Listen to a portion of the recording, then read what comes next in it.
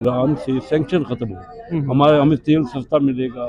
जो इन्वेस्टमेंट हो रही थी ना यूएई में, वो अब जाना एक तो बंद हो जाएगा, वहाँ नहीं जाएगी। मुज़ाकरात होने जा रहे हैं। इन मुज़ाकरात के हवाले से पाकिस्तान में गैर मामूली इक़दामात जो हैं वो अपना स्टेटमेंट जारी किया और उसमें उन्होंने ये कहा कि ये आर्जी जंगबंदी जो है ये इंतहाई खुशआइंद है।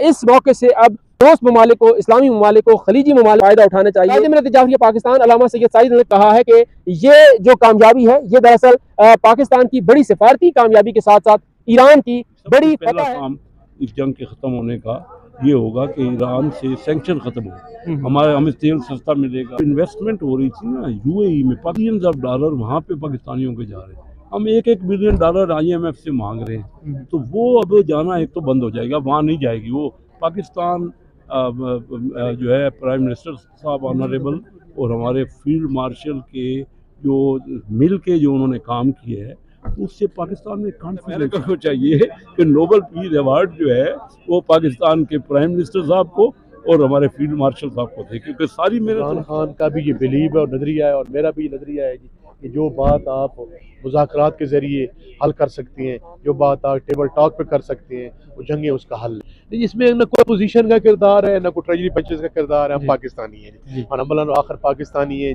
हम पार्लियामेंटेरियन हैं, अवाम के नुमाइंदे हैं। सबसे पहले पाकिस्तान की वकार की बात आती है, पाकिस्तान की तरक्की की बात आती है।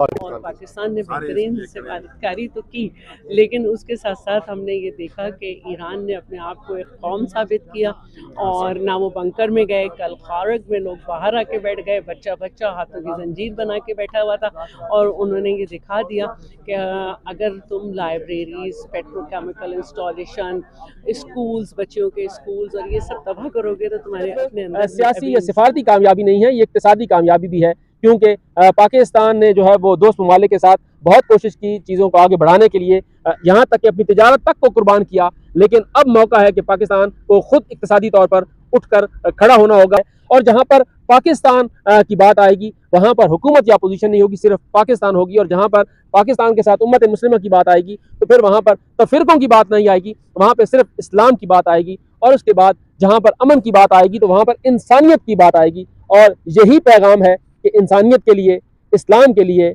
खित्ते के सलामती के लिए और अमन के लिए अब इन इंसान दोस्त कुव्वतों को, इन अमन दोस्त कुव्वतों को इकट्ठा होना होगा। अब दुआ यह है कि ये जो मुज़ाकरात इस्लामाबाद में होने जा रहे हैं ये मुस्तकिल जंग बंदी की तरफ आगे बढ़े।